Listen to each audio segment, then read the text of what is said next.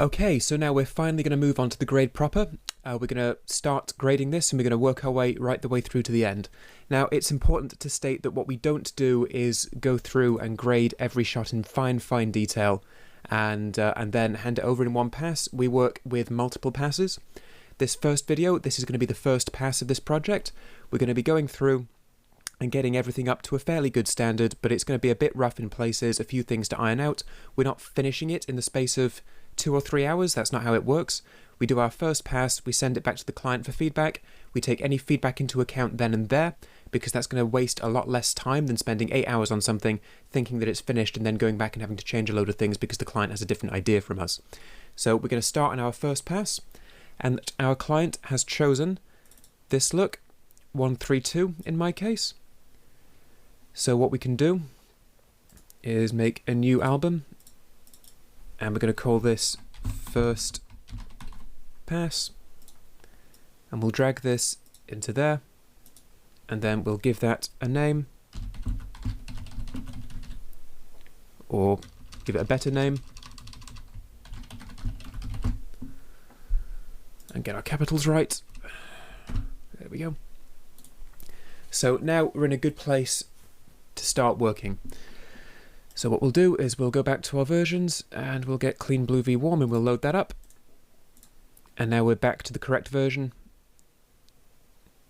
of the first clip we performed look development on.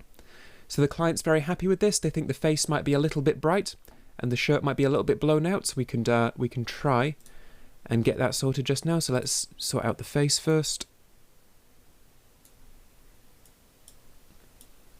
There we go. And now we'll fix. And to do that, I went onto the node with my face vignette and brought the offset down a bit. Then we'll go into our next primary node, and here we're going to bring, let's go back to Luma, we're going to bring the very top bits down. So these dusty bits here, they're bits of specular highlight, and they're primarily places in the practical light reflections up here, bits on his face, but a lot of it are the very bright highlights on his white shirt. And we're just going to bring those down a little bit because it's looking a little bit hot and blown out.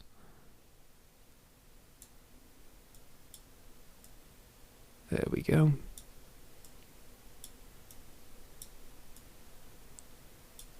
And that now brings them down a bit so they're a bit more sensible.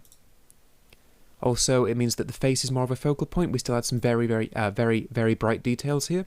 And bringing those down brings our focus back to our contributor's face, which is the all-important focal point in this shot.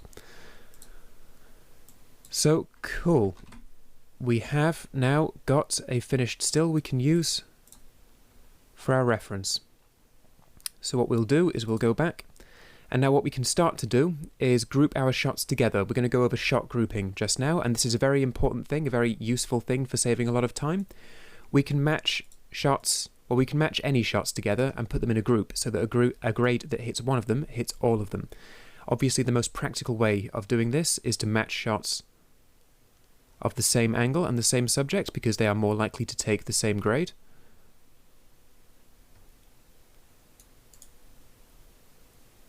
So we just select, hold Control or Command, click multiple clips, in this case these three, then right click and choose add into a new group, and we give that group a name, and we'll say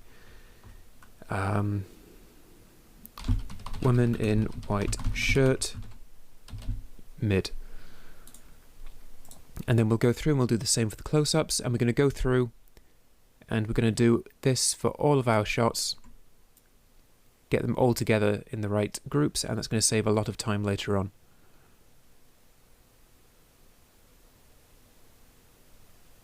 So let's just go through and check for any others from that angle. I think it's only 2. Add into a new group, woman in white shirt CU. And this guy's the board director. So he's quite an important one. Throughout we want him to be looking good. We don't want any issues on these shots because this guy is at the top of the totem pole.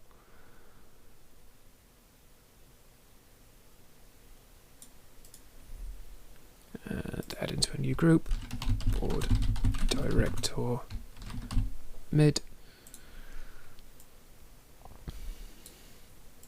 Then we'll go through and get his close-ups. I don't think there are many close-ups of him. Oh no. I stand corrected.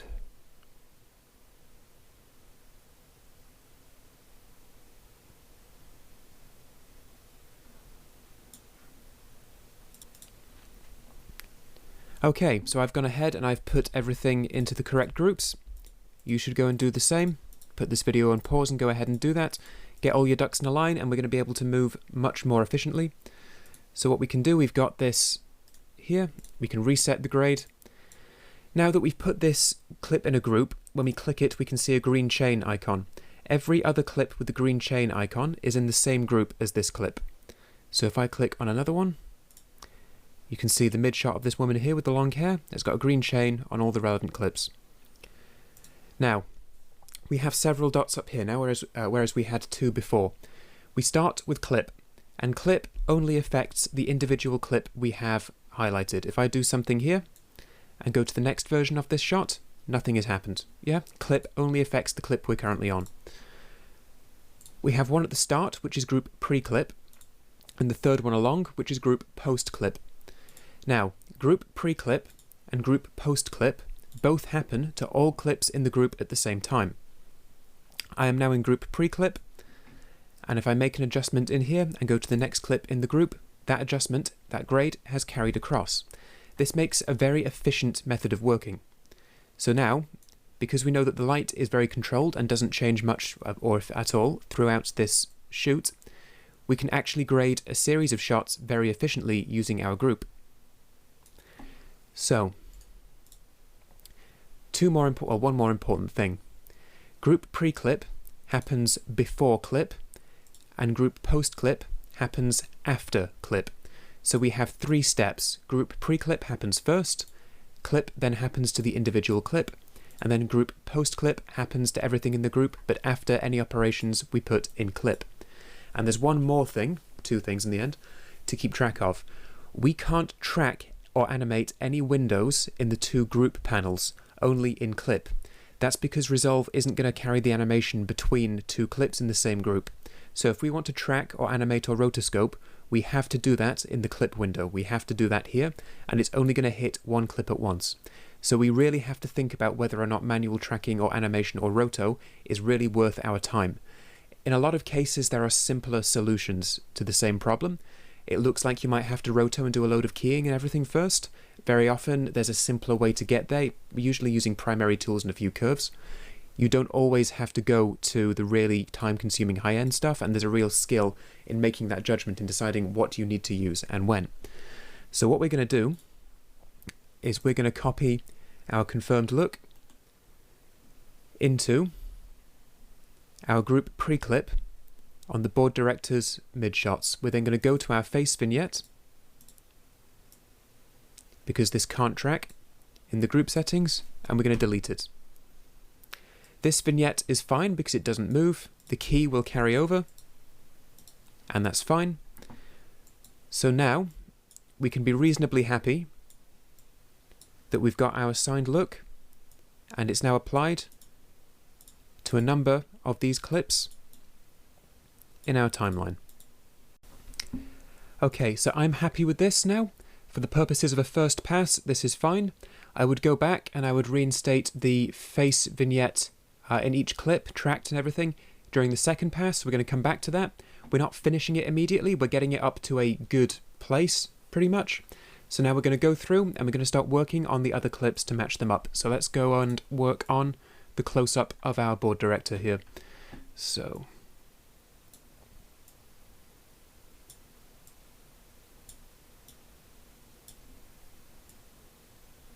okay, we've got a bit of a green push on this one.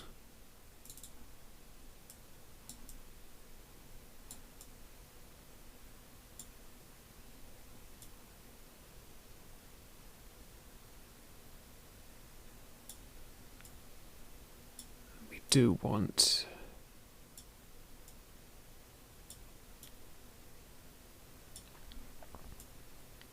to try and get the face in the right area. We want to try and match the contrast between the two faces here.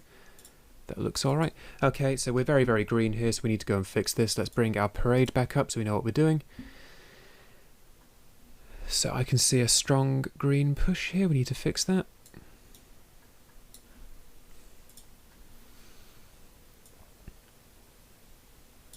Okay, those shadows are a little bit harsh.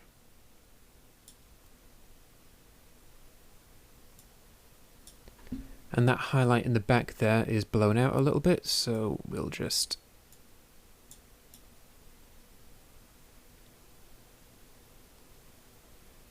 There we go, and maybe bring that down as well. Right, for our basic primary, those two nodes will do. We've got our contrast sorted and we've started to address our colour. We've got a very greenish looking tint in the shadows in the back here. We're going to have to deal with that. And you can see this area here corresponds to this low reading and it's higher in green. So we can give lift a bit of a nudge towards magenta, but I suspect that that's going to tint the rest of the image. So I'll bring back the correction I have made in gamma, and that's now looking much more neutral. Nice. So now, next thing I want to do is sort out this weird cyan colour, make it blue, and sort out the blue on our shirt. So onto the secondary curves. Let's sort out the cyany green first. Now, this is tilting towards green if we take a look on the vector scope. We've got green coming down here between cyan and blue. Nothing's really pointing directly at blue.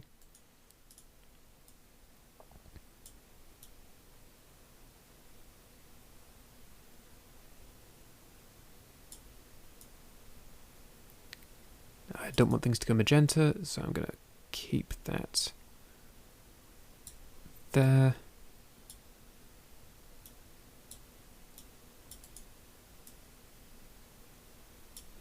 And now that's brought a lot of this green over. So now the next thing I want to do, and on this same node, this node we're going to deal with the green and the blue. And I'm going to get hold of the blue, and I'm going to crank up the saturation.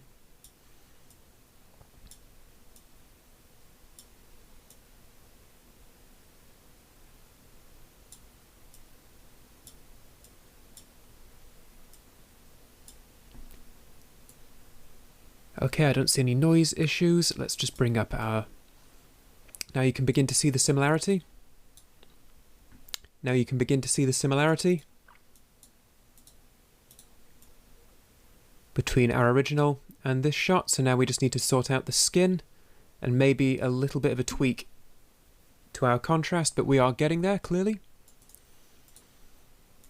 So now we'll make a new node, and this time we're going to deal with the skin. Right, so now we're going to sort out the skin.